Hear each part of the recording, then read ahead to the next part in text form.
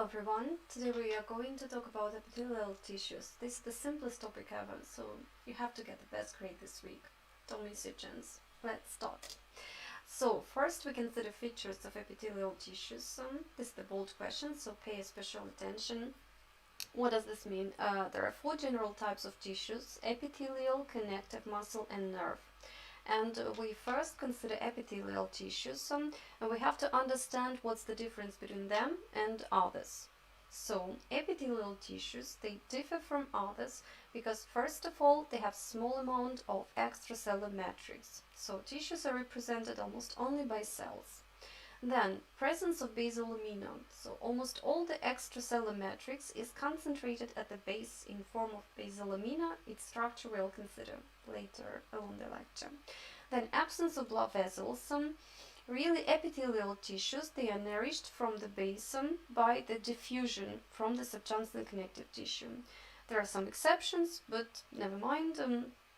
In general they have no blood vessels, so their thickness is restricted by the distance of diffusion. Epithelial tissues could never be too thick because superficial layer they feel deficiency of oxygen, and superficial cells are always get less nutrients comparing with the basal one. Then polarity.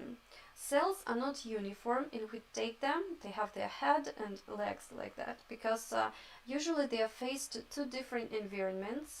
So at the apex they might have cilia or microvilli. At the base mitochondria could be concentrated. So the structure of its apical pole and basal pole will be different. Usually, not always, of course, and along the lecture we'll consider the modifications of its apex and base apart.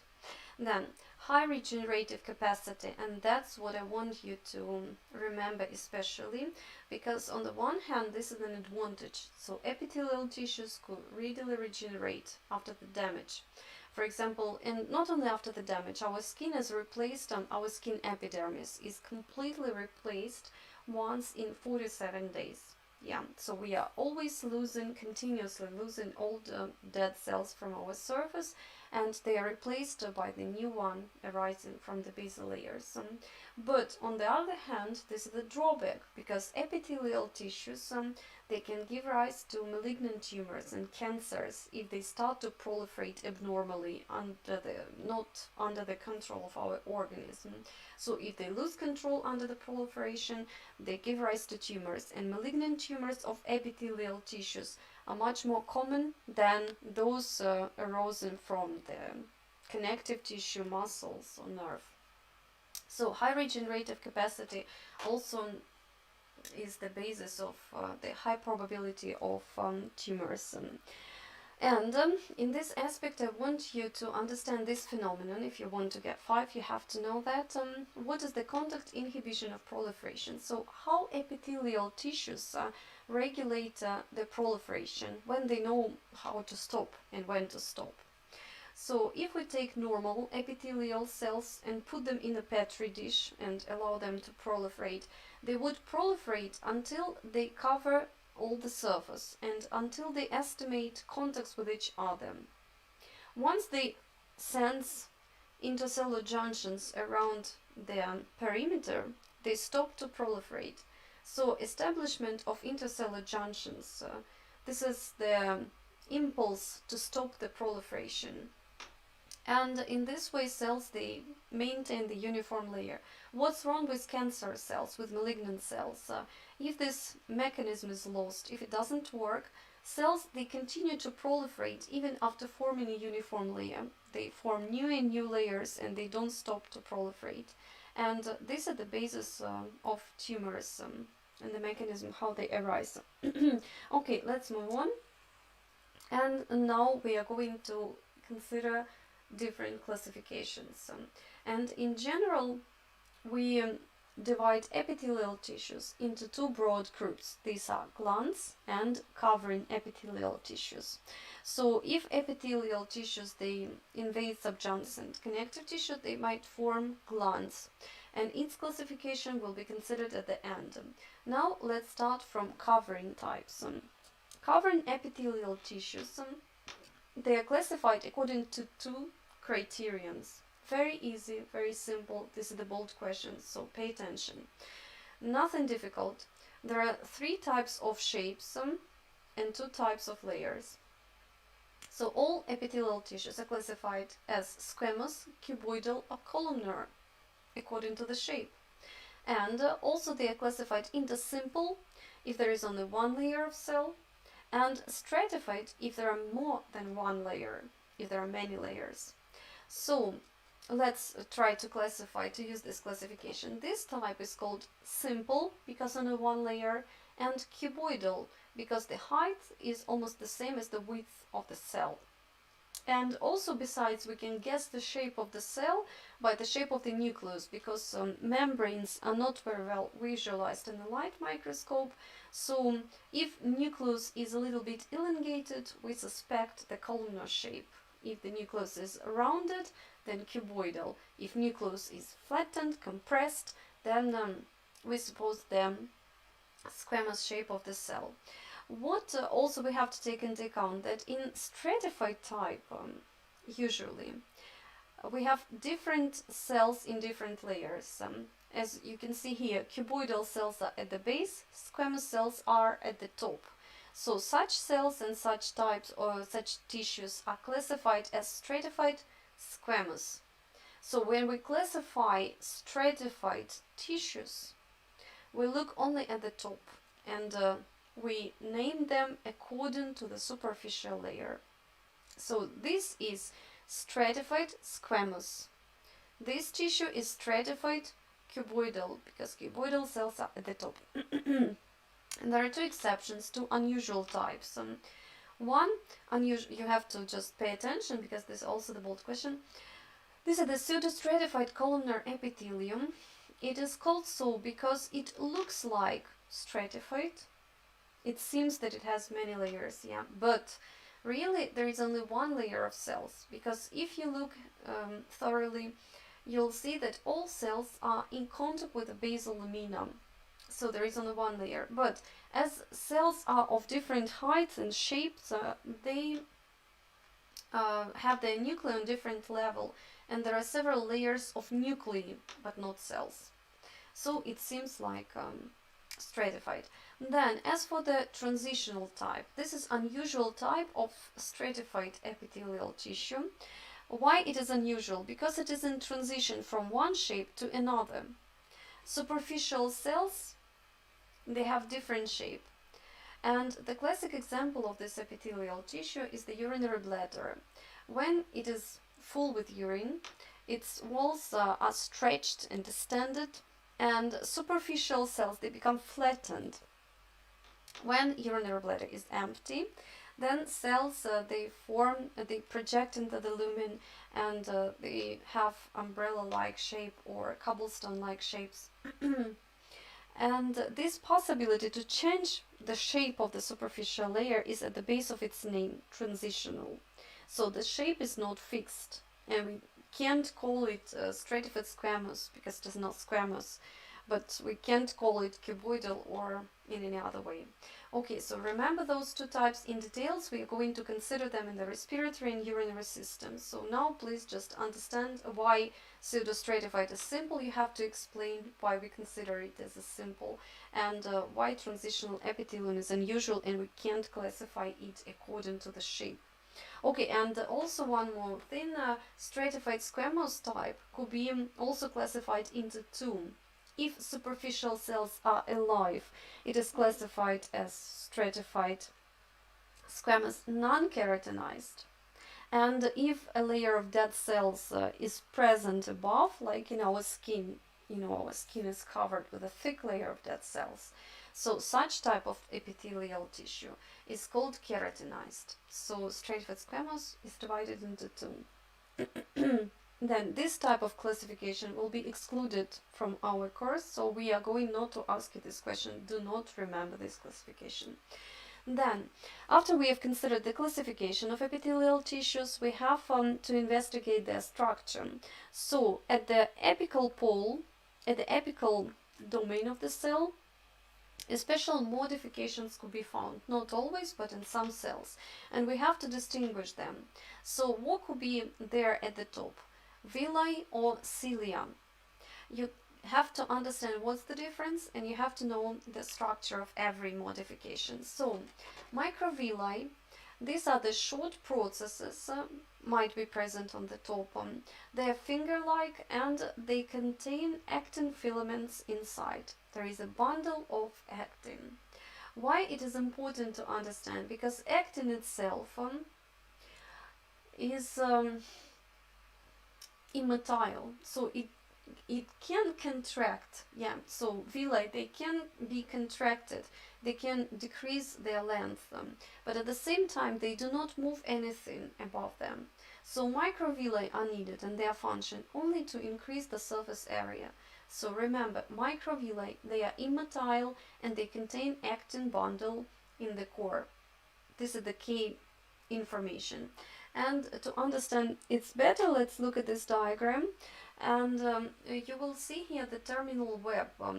This is the cortical layer of the cytoplasm containing a lot of actin filament. They form this network, and together with the spectrin scaffold, here spectrin molecules are also shown, they anchor those microvilli in the cytoplasm and help them to be organized parallel and to be put in a proper position. So terminal web, it contains not only actin filaments but also some myosin as well, and by contraction it decreases the apical surface area, and by contraction they just turn those microvilli apart from each other, and that's the only one motion they can do. They just can be parallel or get apart, and by this way the distance between them increases, the surface area increases, and it improves their absorption, the process of absorption. Okay, but in general microvilli, they are passively moved together with the fluid above them, together with the food particles, for example.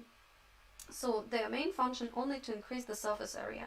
Also you may just remember some proteins inside, some proteins like vilin, fimbrine, aspin, they help to cross-link bundles of epithelial of actin filaments, and they belong to the bundling actin binding proteins, you remember from our first lecture. Okay, let's move on and consider another type of microvilli. Extremely long microvilli are called Stereocillia, and this is the subject of confusion for English-speaking students, as the name Stereocilia might hint you the common structure with the typical cilia, because it was thought originally that Stereocilia, these are the cilia, but later on it was revealed that inside it has not microtubules as cilia do, but instead a bundle of actin microfilaments. So nowadays sometimes they are called stereovilli because they have actin, because originally they resemble microvilli, not cilia.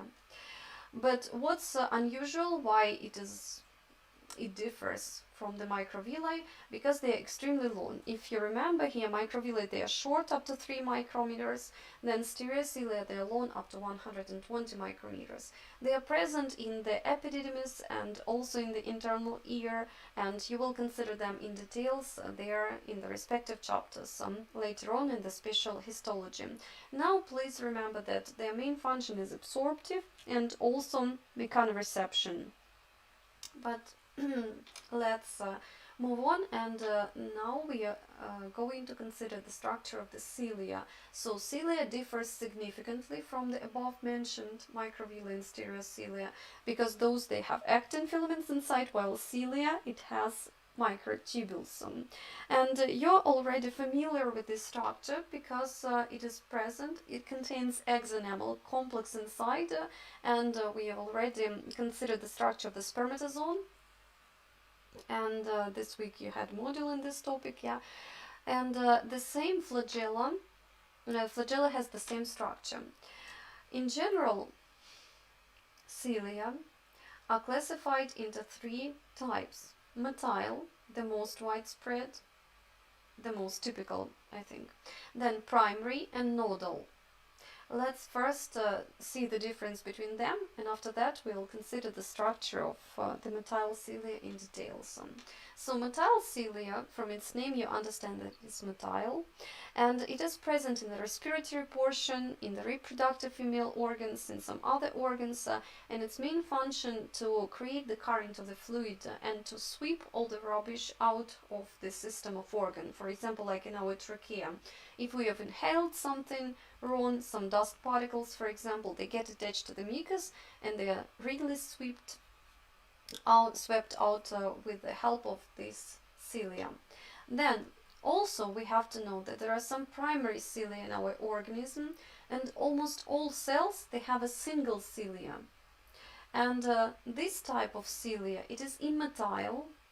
It has only 9 pairs of microtubules, 9 pairs with nothing inside, and it is immotile, and it is used like the sensory antenna, as it is written here. So it is used to feel the direction of the fluid above the cell surface, or the presence of some chemicals there, some hormones or signaling molecules. So primary cilia is widespread and has another function, quite another function. And also there is a nodal cilia. Nodal because it is located in the region of the primary node, in the primitive node, In the gastrulation mechanism, you remember that some cells, they invaginated in the region of the primitive node and the primitive streak. That's because exactly in this region, some cells, they expose nodal cilia. Nodal cilia, it is motile, despite it also has no central microtubular pair. It has only 9 pairs in the perimeter, but it is motile, and it creates a cone-shaped flow, like a whirlpool, and it stimulates cells of the epiblast to migrate and to get through the primitive node inside and to replace the endoderm. Okay, so this is in general the information only for those who want 5, but now we have to consider the structure of the motile cilia in details. This is the most well known, the most well investigated. So, how it is organized and what is the mechanism of its action? First of all, it has 9 pairs of microtubules in the perimeter and a pair inside. And this is a very perfect transmission electron micrograph.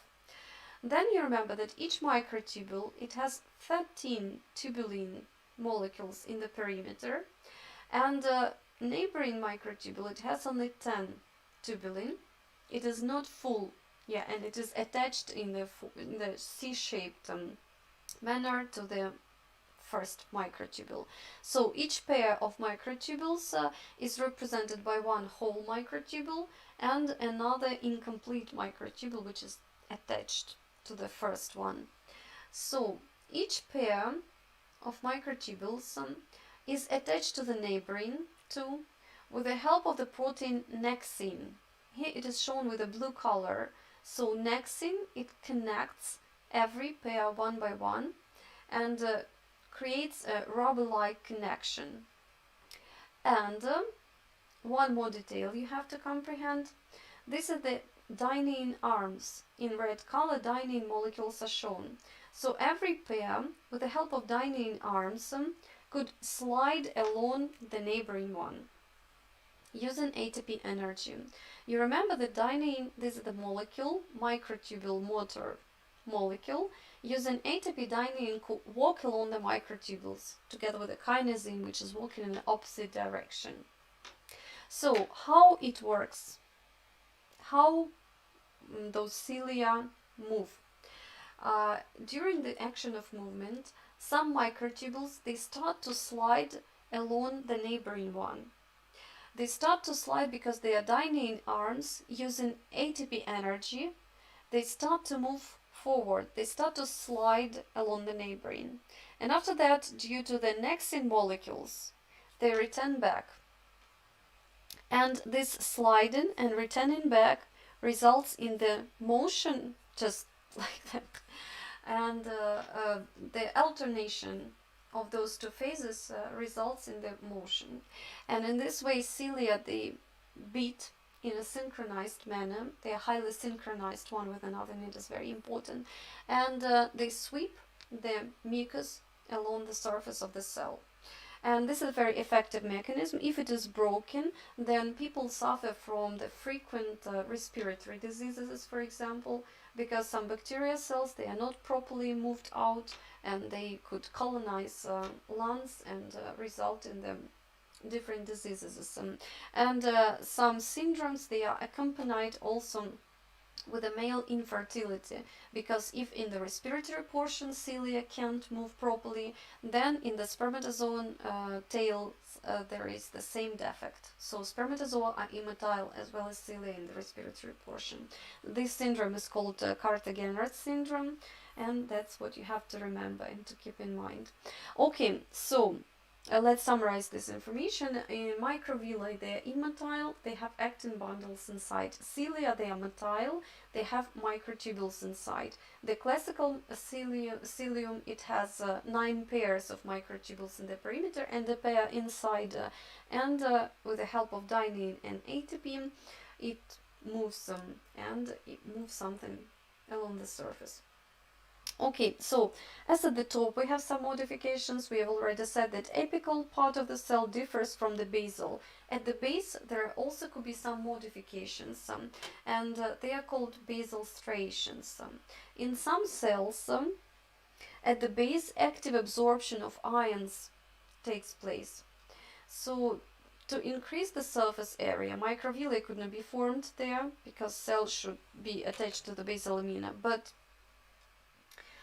plasma membrane makes here infoldings, and those folds of the plasma membrane together with mitochondria between them is called basal striations. That's because if we make the longitudinal section through the cell, we'll find here parallel rows of membranes and parallel mitochondria.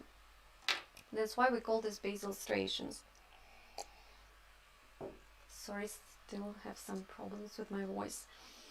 Okay, now we have to consider the structure of the basal lamina or the basement membrane. First of all, I want to pay attention to the difference in the name. Some authors prefer the term basal lamina, some of them prefer basement membrane. That's almost the same, but if we look at the light microscope, we see basement membrane. It is thick and homogeneous with oxyphilic properties. Here with arrows it is shown. But if we look in the electron microscope, we'll find out here this thin plate, which is called lamina. So in the electron microscope we usually call this basal lamina.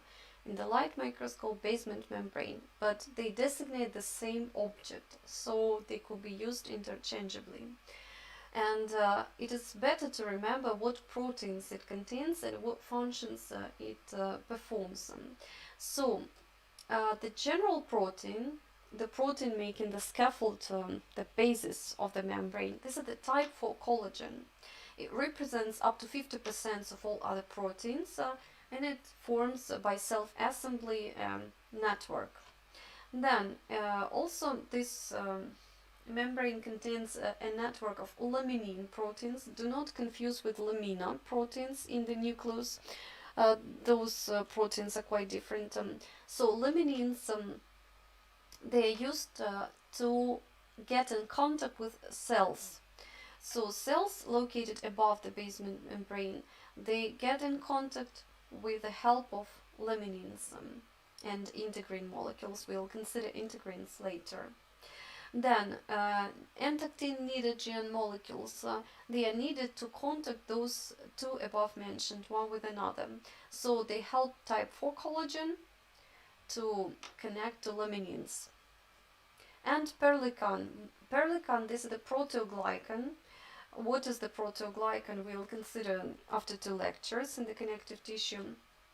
Proteoglycans, they are sulfated and they are negatively charged, and they control the passage of some ions through the basal lamina.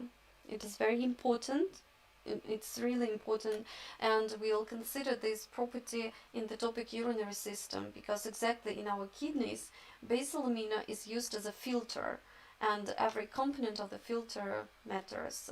So perlecan and its absence, for example, affects the process of filtration significantly. So remember that it is charged and it controls the passage of ions. And now let's look at this diagram, helping us to imagine those 4 components in a 3-dimensional space. So type 4 collagen creates a network, as you can see here, together with different other types. There is also another network created by laminin. And collagen comes in contact with the laminin with the help of perlecan molecules and nidogen molecules. You can see they help to contact the one with another. And as you can see, laminin is in contact with the integrin proteins. These are the transmembrane proteins on the surface of the cell. So with the help of laminin, cells are fixed to the basal lamina, and laminins are fixed to the collagen with the help of those two. Okay, in general, what are the functions of our basement membrane? There are multiple functions, and of course this is the scaffold function. It forms the scaffold for the epithelial tissues. Then it also helps to filter all the nutrients coming to the epithelial tissues. You remember that as it is devoid of blood vessels, it gets all the nutrients through the filtration through the basement membrane.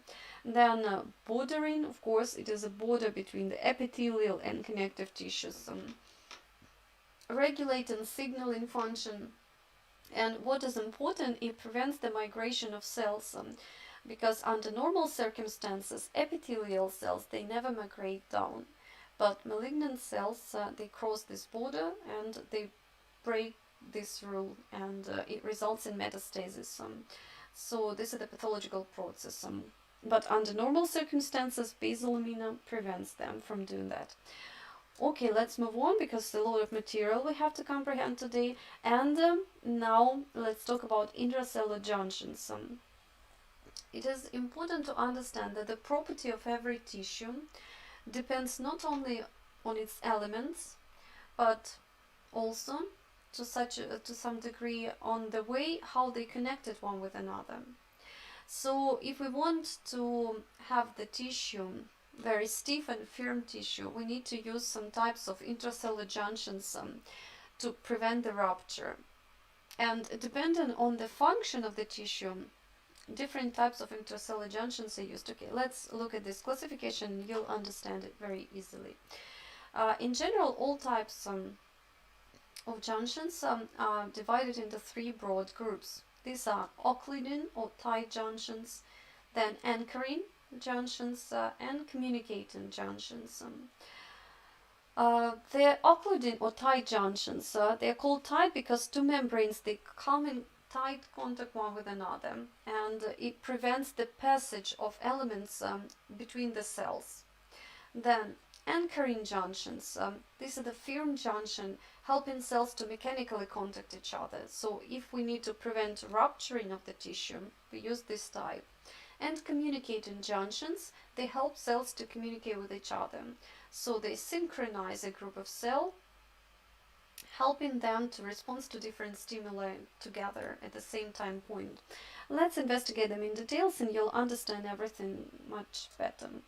But before doing that, we have to mention that there are several types of molecules, and if you want to get the highest grade, you have to remember the different types of molecules used for intercellular adhesion. First, these are cadherins. Cadherins, they differ from others because they are calcium dependent and because they are used for the homophilic interaction. The same cadherin, one cadherin is in contact with the same cadherin on the opposite cell. Then integrins, they differ from cadherins because they participate not in the intracellular junctions, but they help cells to make contact with the extracellular matrix, for example with the basement membrane. So we have just considered laminin molecules in the basement membrane. Exactly, laminins were in contact with the integrins, because integrins, they help to integrate cells in the extracellular matrix. After that, selectins we are not going to consider today, but remember for the next lesson, because selectins, these are the molecules helping to estimate the junctions between the blood cells, white blood cells, and blood vessels. So this interaction is very crucial in immunity, and selectins are used. Yeah, and also there are some mucin-like molecules, immunoglobulin-like, and nectins, they are present in embryonic development. Let's not consider. If you're interested, you can read. If you want to get the best mark, then please study this information. But now let's consider every type of intercellular junction one by one and in detail. The first to be considered and the most simple is the Zonula adherens. What does this mean? This is the simplest junction. It is not very mechanically stiff, but it helps to hold cells with each other. And it is represented by actin bundle encircling the whole perimeter. That's why we use the word zonula. Zonula means that it creates a belt. It is present around the whole perimeter of the cell. Let's investigate its structure in details. So in the region of zonula adherens, in the cytoskeleton of one cell, bundle of actin is formed in a circular manner, and in neighboring cells as well. And with the help of transmembrane proteins, this actin bundle of one cell comes in contact with the actin bundle of another cell. That's how cells are joined. So, what transmembrane molecules are used? Cadherin molecules are used to create this type of junction. Then, from the cytoplasmic site, actin bundle participates in its formation. And to communicate actin bundles with cadherin, with transmembrane proteins, a system of adapter proteins is used. The system is represented by catenins, alpha-beta catenins, actinin, vinculin molecules, and some others. But in general, you have to comprehend that zonula adherens, the simplest junction, is represented by three components: transmembrane proteins, actin cytoskeleton, and a system of adapter proteins. Actually, every type of intercellular junction has the same three elements. But if you want to get the best grade, you have to remember those elements for every type of junction. Okay, so in the zonula adherens, cadherins are used. Then catenins, actinins, and vinculins are used to connect cadherin to the actin cytoskeleton.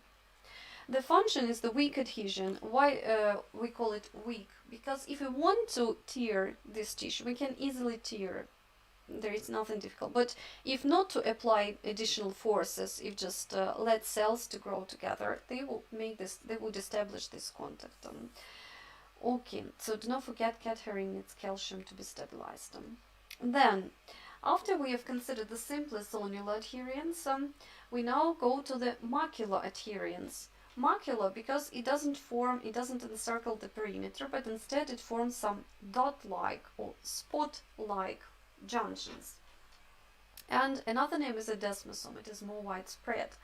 Desmosomes, they also have their transmembrane molecules, then cytoplasmic adapter proteins, and cytoskeleton elements participating in their formation. But here we have another types of those proteins.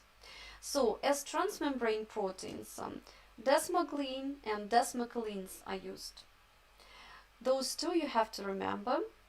Desmoglein, that's because desmosome, and gleos means like a glue. Glue to just attach two cells one with another with the help of glue. So, those two proteins, easy to remember, desmoglein, desmocalin. Then, in the cytoplasm, tails of those transmembrane proteins are sink in the plaque. This cytoplasmic plaque is of increased electron density, and it is represented by the desmoplakin and placoglobin, because we call this plaque, plakin, placoglobin, easy to remember as well. And in the cytoskeleton, intermediate filaments their loops are anchored to the cytoplasmic plaque. In this way, desmosomes, they create very firm junction because the bundles of cytoskeleton are fixed to the cytoplasmic plaque, and this plaque holds tails of all the transmembrane proteins. So if we want to tear this junction, we apply some forces to get those proteins out of the membrane, but it is almost impossible because to get this protein out of the cell, we need to take the whole plaque, and plaque is additionally held by the cytoskeleton. So it is almost impossible to tear because it means to get some skeleton through the skin out of the organism. Yeah, it's impossible. That's why the function of this content is the high tensile strength. What does it mean, the tensile strength? Means that it is very difficult to tear. And this type of junction is used especially in our skin, in different hollow organs, everywhere when we have the risk of being torn. For example, it's very difficult to tear our skin. Yeah, it is easy to cut, but difficult to tear. That's because there are lots of desmosomes. As well in our heart, there is a very high pressure in the chamber, but cells are held together because of the desmosomes. So desmosomes are applied everywhere where high mechanical stress is applied. In the electron microscope, you distinguish desmosomes by the increased electron density. That's why it is called desmosome, because high electron density. This density is due to the concentration of loops of intermediate filaments. Here we can see lots of cytokeratin molecules. Another feature is that the distance between the two membranes in the region of desmosome is even larger than in the simple adhesion, because desmocholine and desmoglin together, they are very tall, and when they contact with each other, they make two membranes to go apart. I'm so sorry. So tensile strength is shown here. What does this mean? That cells are connected with the desmosomes. They can't get apart because they are something like connected with the help of their skeletons. So to detach them one from another, we need to apply forces to move the skeleton out of the organism. And even in our skin, when cells die, they can't be easily sloughed or lost from the surface. Special enzymes are used to cut the desmosomes, because even dead cells are still held firmly with this junction. Then, this is the example of the USMLE test, and I know that you can't read this text, it's very difficult, but the general essence is that in the woman the skin is blistering, but the surface of those blisters is very difficult to tear, but at the same time we can see the detachment of the epidermis from the basement membrane. And the question is what type of intercellular junction is damaged? And we suspect that hemidesmosomes are damaged, should be damaged, because they connect cells to the basement membrane. And if desmosomes are damaged, then those blisters, they could be easily torn, yeah? They could be easily get apart. But if the skin detaches from the basement membrane, but not from each other's epidermis cells, then it means that hemidesmosomes are damaged. And another example is here, and desmosomes are given, and something like the question is what is the normal function of desmosomes? And the correct answer is to anchor and junction cell one with another, and you have to choose between other variants.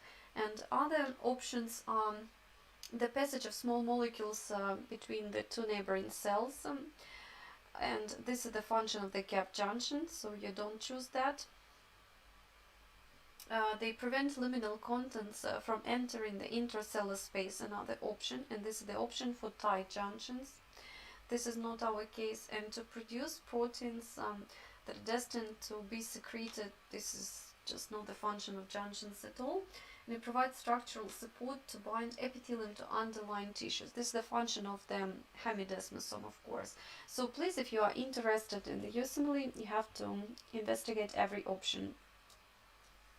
Then we go to the tight junctions or Zonula occludens.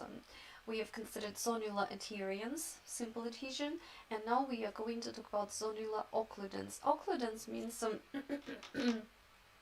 that here the intercellular space is closed, is locked, because tight junctions they make two membranes almost fused, and that's what we can see under the electron microscope. The membrane of one cell and the neighboring one almost get fused. They come in a very close distance, 2 to 4 nanometers. And this type of junction is needed if we need to prevent the leakage of some material from one lumen, from one cavity to another. For example, in the stomach, we need to prevent the leakage of the hydrochloric acid. In our urinary bladder, we need to prevent the leakage of urine out of the urinary bladder. Yeah. So how substances might leak through the cells? For example, if we have urine at the top, so it should pass through the cell. But cell, it has a plasma membrane. It has selective permeability. So if channels are blocked, then substances can't pass through the cell. But between the cells, substances can easily diffuse, yeah. But to prevent the leakage of something through the intercellular space, tight junctions are used. So how tight junctions make those two membranes in close contact with each other?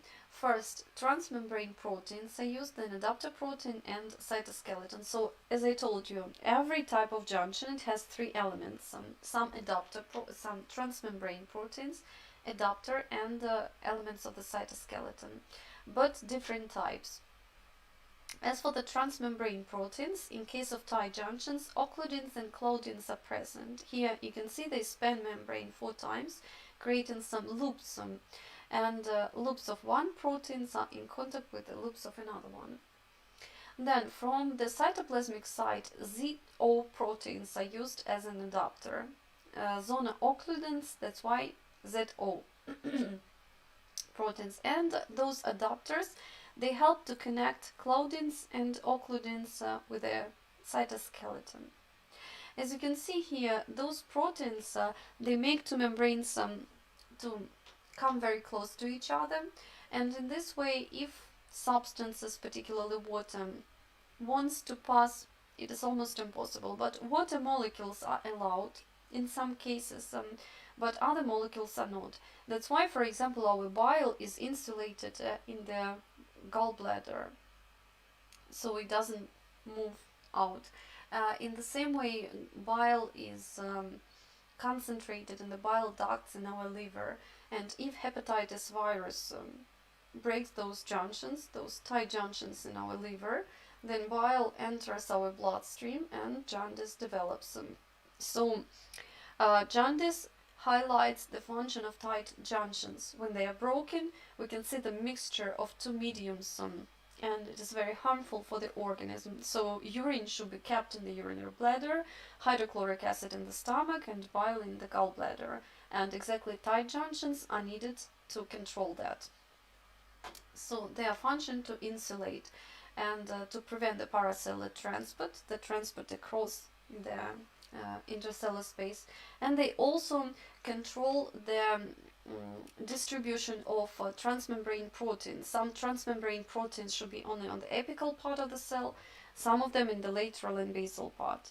And in this way, for example, glucose transport is controlled, because glucose is absorbed at the top of the cell, while through basolateral surfaces, glucose is transported out of the cell in our intestine.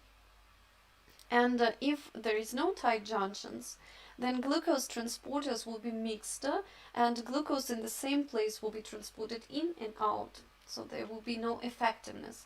And it is important to concentrate glucose importers on the top of the cell and glucose exporters at the base of the cell.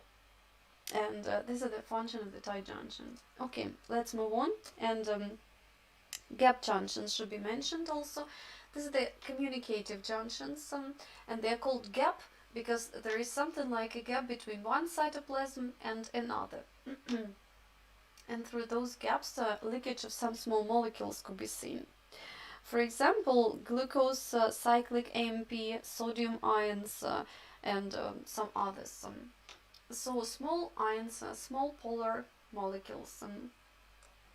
The channels could be opened or closed depending on the circumstances. For example, high calcium concentration makes them close, and low calcium opens them.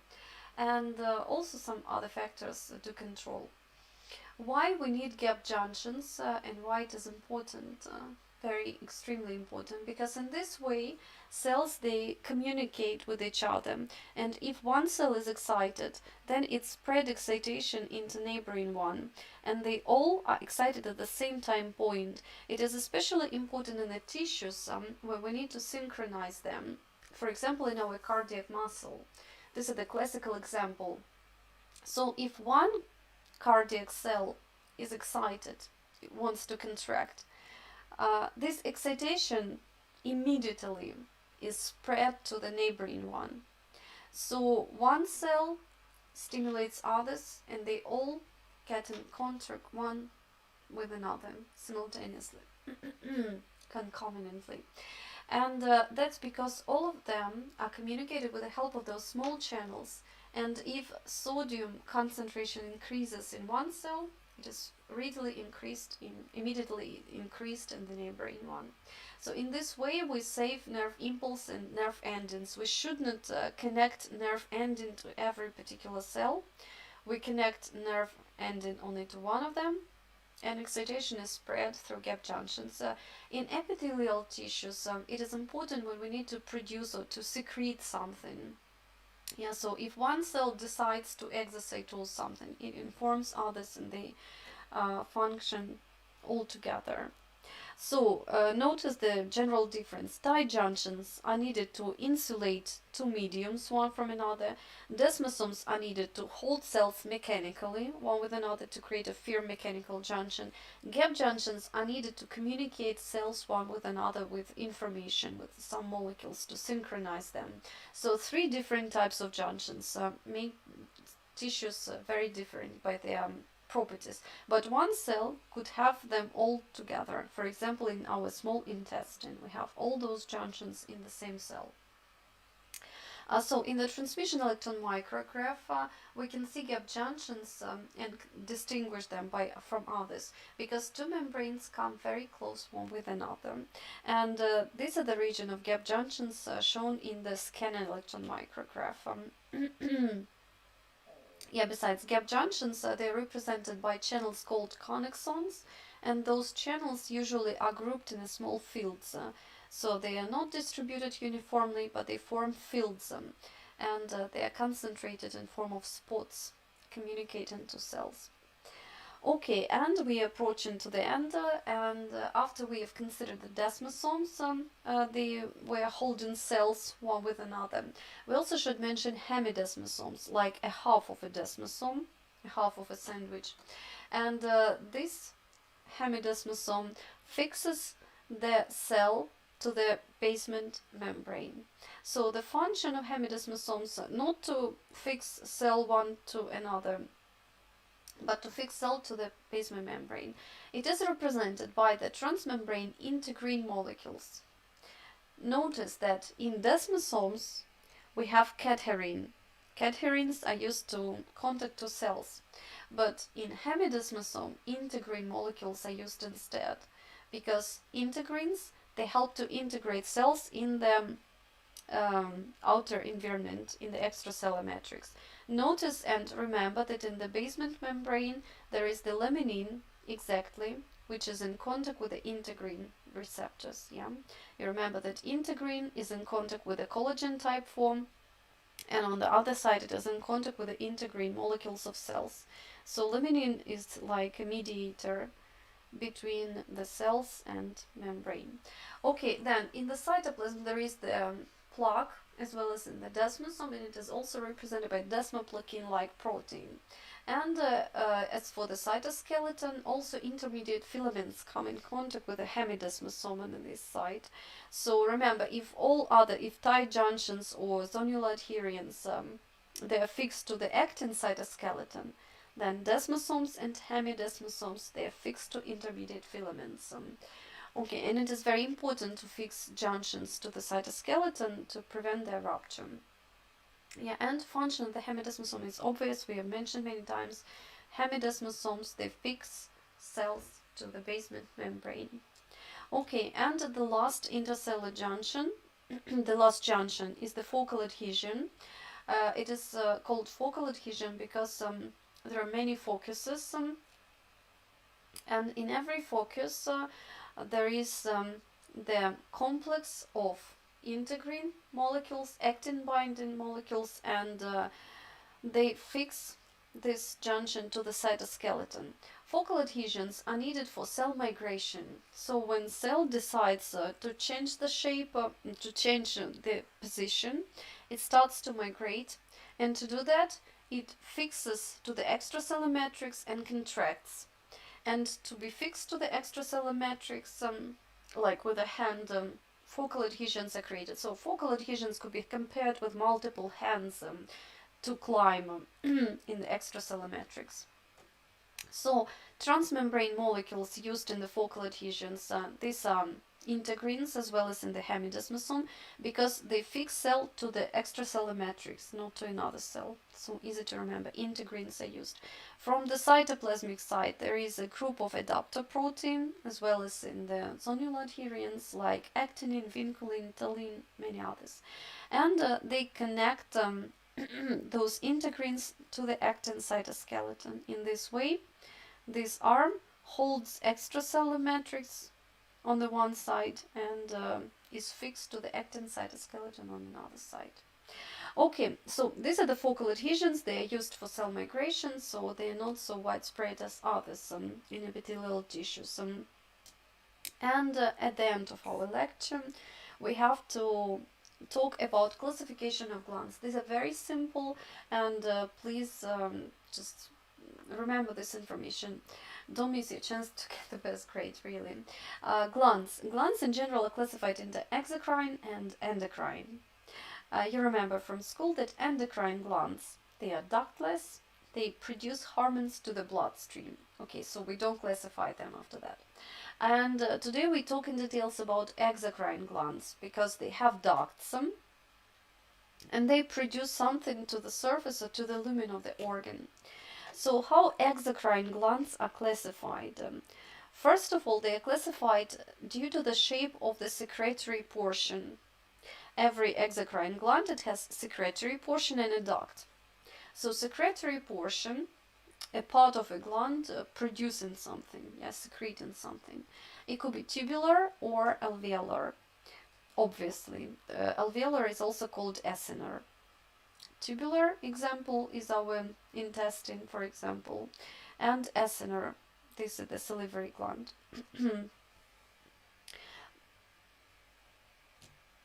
In the salivary gland, actually, this is the example of tubular. Mucous acini, they are tubular in shape usually. So forget about this example, but tubular and alveolar.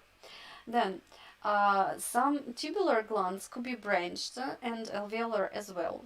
So sometimes we call glands alveolar branched or tubular branched. And also the duct itself could be branched. But as the term branched is already occupied, we use another term, simple or compound, to designate the branching of the duct. So if the duct is branched, we call this gland compound. If the duct is unbranched, we call these glands as simple. But if secretory portion is branched, we call them branched. If duct is branched, we call the gland compound. Okay. So I think it's nothing difficult. You have to remember easily. And almost before the last slide, this is the secretory cycle and types of glands dependent on the extrusion of the secret. So secretory cycle means that every cell producing something first needs to absorb this something from the outside. So the first stage of secretion, this is the absorption of nutrients. After that, synthesis.